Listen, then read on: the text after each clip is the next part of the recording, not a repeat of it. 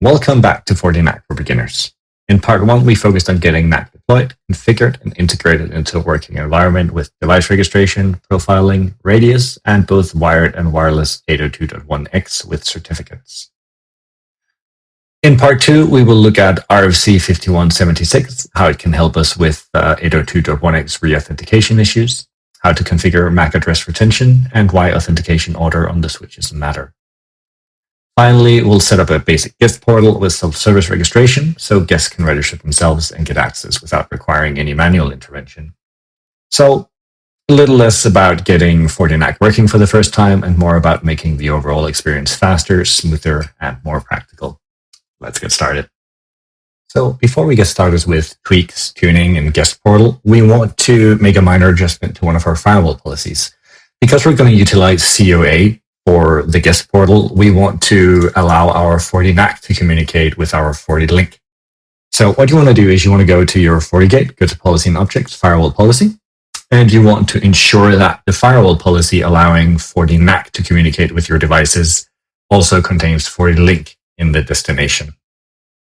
So go there, add it, and if you're unsure as to which policy it is, in my case, I've given it a name, you can just go to your CLI and you can do show firewall policy, do a type, and then grep FortiNAC-F. Here we have it. So we can do config firewall policy, edit 6, and do append destination interface FortiLink, enter, and end. So the first thing we want to do is we want to set our NAC retention period for a switch controller to 0. So go to your FortiGate, open a CLI, and type config switch controller global, and then you type set NAC retention period 0. So the reason we want to do this is because in a full Fortinet environment, we are pulling the FortiGate via the API to see what is plugged into the Forti switches. So without this command, we might experience that FortiGate's device database is holding ghost devices, might even hold duplicates of the same device if you plug it in or plug it out and plug it back in really quick, which means we can see like delayed quarantine, IP or MAC mismatches, worst case scenario, incorrect policies on a given port. So the next tweak we want to do is we want to set the auth order and priority on our 802.1x profile for our Forti switch. Please note that this can only be done using FortiOS 7.6 and FortiSwitch 7.6 and above. So the way we do it is you go to your FortiGate, open your CLI, and type config switch controller security policy 802.1x. Then you type edit and you find your profile, in our case 802.1x NAC. And then you want to do set auth order map.1x. But you want to do set auth priority .1x map. So this lets our headless devices authenticate quickly using MAB, while a computer using 802.1x will upgrade to that if possible. So just in plain English, authenticate quickly using MAB, upgrade to and prefer 802.1x whenever the endpoint supports it. So the last tweak we want to do is regarding 802.1x re-authentication. When a radius session timer is expiring, we should see a radius re-authentication happen. But sometimes that doesn't happen. Sometimes we'll just see the radius client be disconnected, meaning that whoever is in the other end will see a lack of network before a new radius request is processed and the client is back online.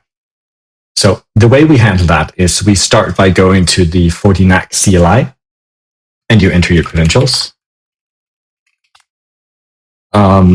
And when the CLI becomes responsive, you want to type execute enter shell. Now I have the command here in my notes. I'll put it in the description of the video so you can just copy paste it as well. The command is called global option tool name radius server use CoA for disconnect set true. I've said it before, so it'll just say execution value is true. You type exit. Once that is done, you want to go to your inventory, find your FortiGate, go to virtualized device, and then double click on root. So what we want to do here is we want to create a custom RFC5176 attribute group. So under RFC5176 mode, you want to select custom. Port is 3799. And the message type is CoA message. And for the attribute group, you want to click the plus here. And you want to give it a name. We're just going to call it switch CoA Re-Auth. You want to add a filter called name, or you're going to be going insane looking through this list. So the first one we want to find is calling station ID. Want to click it, click on the right arrow here. And the value we want to do is auth. Okay. And the next one we want to find is FortiNet host port AV pair. There we go. Click it, add it to the right. And the value we want to put here is action Re-Auth port. Okay. We want to select the entry, and now we should look like this. So the calling station ID attribute identifies the specific session that FortiNAC wants the switch to act on. And the auth, the percentage auth value, basically just makes FortiNAC copy the value from the device's original radius request. For the Fortinet vendor-specific attribute, we basically just tell that we want a re-authentication on the session that we're working with. So what this should result in, what should happen now, is that we can trigger a fresh radius authentication whenever we have a session timer expiring. Even when you have a device, if you change the policy for it and it needs a new VLAN, we should see that we are able to re-authenticate the session, move the VLAN, keep people online without causing any disconnects or connection issues at the end user. Being done with our tweaks and tuning, we want to move on to our guest portal. The first thing we want to do is we want to create a guest VLAN. So go to your FortiGate network interfaces and create new interface. Name it guest, make sure it's a VLAN, 802.1q, and select your FortiLink interface. Give it a VLAN ID. In our case, we're going to give it 22. Give it subnet 10.10.22.1/24. Want to make sure we can ping it. And we want to give it a DHCP server, so we can get automatic IP addresses. And that's about it. We've created our VLAN, so the next thing we want to do is to create our SSID. Go to Wi-Fi and Switch Controller, click SSID, and create new. Give it a name. I'm going to name it NAC Guest Test, and make sure it's a bridged SSID. SSID is going to be NAC Guest Test as well. And we're just going to do WPA2 personal with a key, so enter your pre-shared key.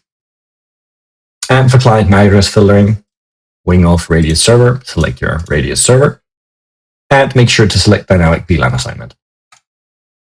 Now, FortiNAC is supposed to take VLAN 0 as an optional VLAN ID.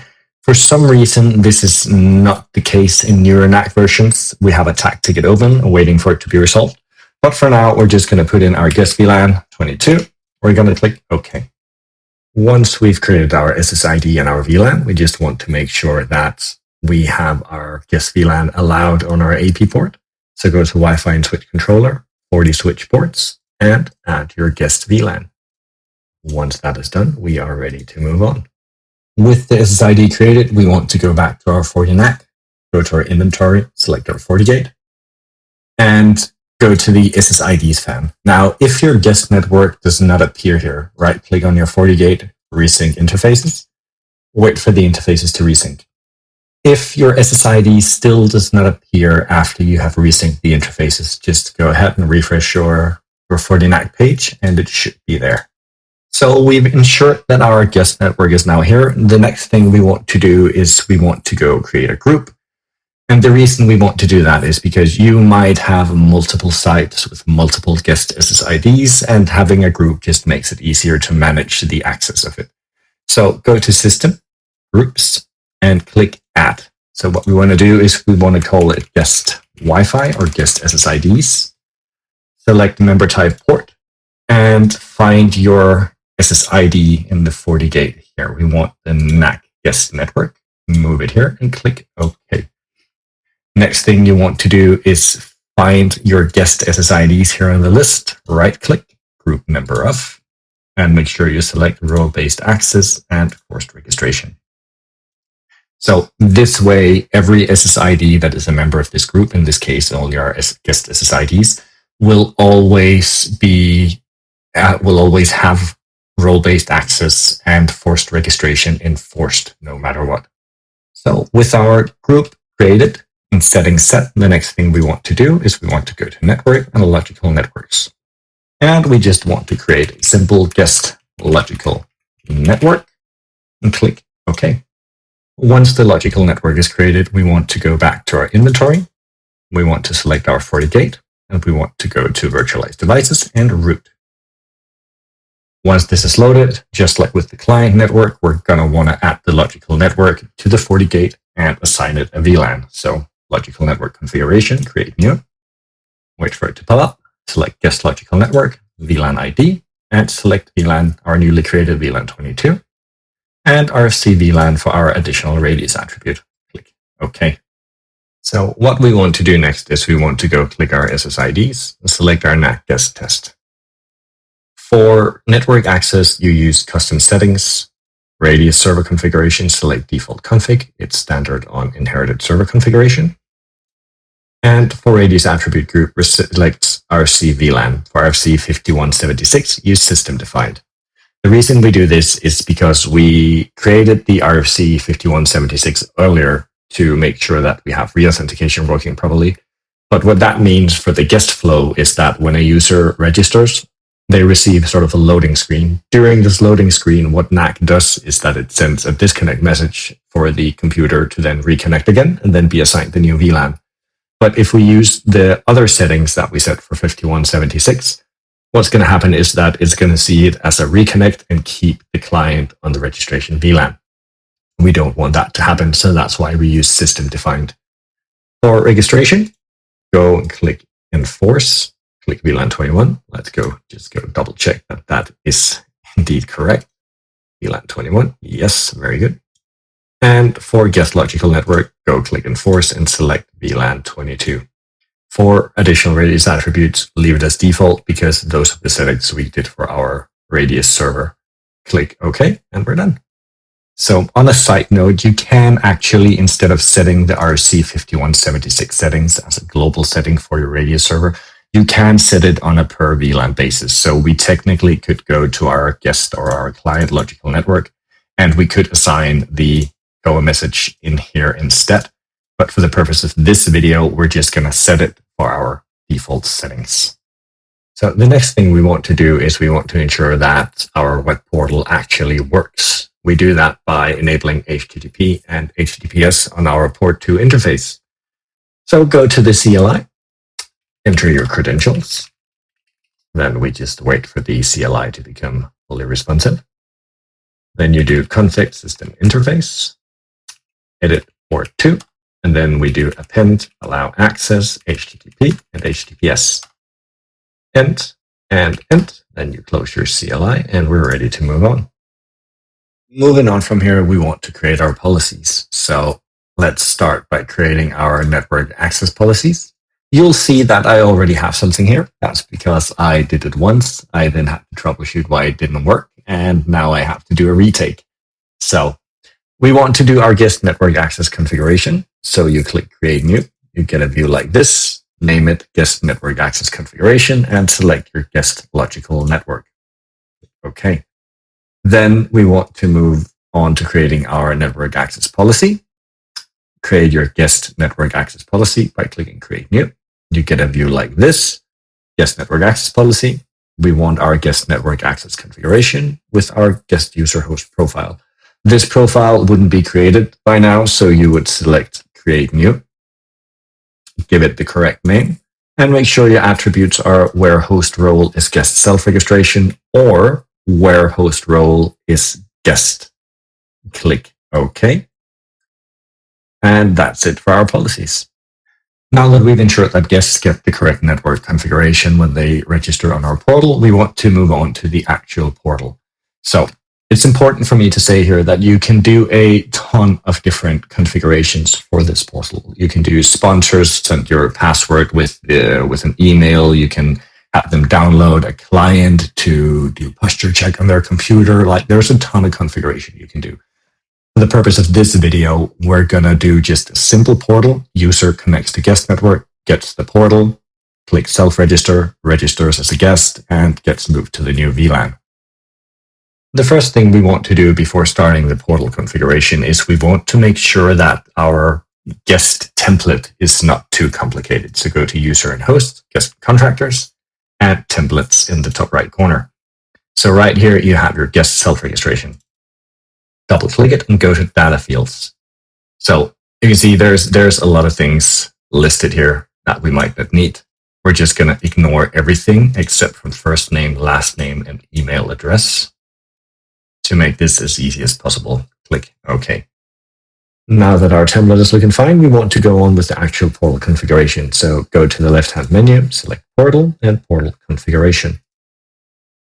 It uses the portal named Portal as default. You can set up policies that redirects them to different portals based on the role they come in, like rows go to registration, whatever you might want. But for the purpose of this video, we're just going to go with the default. So double-click Portal. Go to Configuration and make sure that under registration, we remove standard user login and we just have guest login and self-registration login enabled. Usually, game console registration is also enabled. Disable that as well. Make sure instructions for both are none and registration require approval. Also, no approval required. Go to registration, self-registration login, and make sure that the sponsor input type is hidden. Click Save. Another thing we want to do is we want to prepare our FortiNAC portal for iOS and Mac devices. Because they have sort of a special way of doing it with an embedded portal, we need to do some request processing rules. So go to Portal, Request Processing Rules, and click Auto Configure. Select Mac OS iOS and click Enable. Let it go. And then just for good measure, click Publish and click Publish. And there we go. Last thing we want to do right now is we want to go to Portal SSL, and we want to select Valid SSL Certificate. So if you have a valid SSL certificate, it'll automatically redirect you from port 80 to port 443, as you see in the text there. One thing you have to be aware of is that if you, like me, you're using a local domain name, your guests will get a certificate error once they try to access this webpage. So if you want to use a public certificate, make sure that your FortiNAC's host name reflects that. Or at least make sure that you have some sort of DNS in place that ensures that you're pointed to the right host name so the users get a good guest experience. For the purpose of this video, we're not going to do that. We're just going to valid SSL certificate, click Save, and then we're going to go to System Certificate Management once it's done loading. Go to Config Wizard, Certificate Management, and for Portal, we're going to do copy certificate. And our copy source is going to be our local radio server because we created a certificate for that earlier. And we're just going to do Portal and we're going to click OK. Click Restart Services and we should see the certificate being in place. There we go.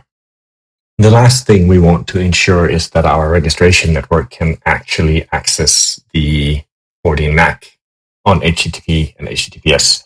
I believe we did it in a previous video, but we like to check that everything is okay. So go to your FortiGate firewall policies, we're already here, and ensure that your registration network, in our case VLAN 21, is allowed to access VLAN 112 on HTTP and HTTPS. And finally, we're ready to test and see if everything is working. So let's switch to a different view. And we'll go to the top right corner and find our MAC guest test. Enter the password. And now we wait and we should get a pop-up with an embedded browser. There we go. Let's just move it properly.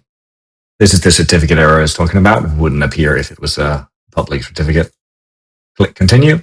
And because this is a Mac, we just get this embedded browser telling us to go to a web page. On your iPhone, you'll get the proper pop-up. On your Windows PC, Androids, you'll get the right pop-up. But for Macs and MacBooks, you'll get this pop-up. We click Copy, and we ensure that we please close this window before continuing. So we paste the URL, and we're presented with a page. We click Get Self-Registration, and we enter our user information. So this is NikolaiBach-Hansen.com, Nikolai Bach-Hansen. Click Request Access, and we get a page with our username and password.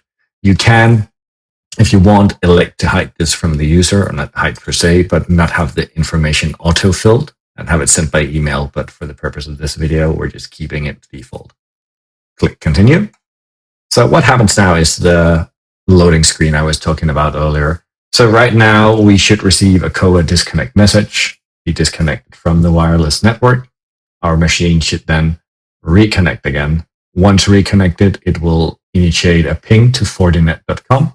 If this ping is successful, it means that we have moved to the correct VLAN and we should be redirected to the FortiNet.com page. So now we just wait patiently. You can see in the top right corner, we're reconnecting to the wireless network. We should be connected any second now. There we are. We are on FortiNet.com. And if you remember, let's just go and validate. So if you remember, our registration network was 10.10.21 and our guest network was 10.10.22. So just for good measure, let's check that we are on the correct network. There we are, 10.10.22. And that brings us to the end of part 2. We looked at RFC5176 Re-Authentication, making sure that when our radius session ends, we actually re-authenticate instead of disconnect. We adjusted the authentication order on our switches, ensuring that both MAP and .1x devices authenticate quickly. And we changed the MAC retention period, ensuring that we do not have ghost devices and any odd behavior on that account. We also configured a basic guest portal with self-service registration, giving our guests a simple way to register and gain access to our guest network without requiring us to do anything. In part 3, I'm going to cover the topic of what if we can't do 802.1x, which means we'll be looking at SNMP. Third-party devices will mainly be using Cisco iOS and Cisco wireless access points and controllers, but we'll also take a look at what we can do with a Juniper device. Thank you for watching. My name is Nikolai, and I'll see you in part 3.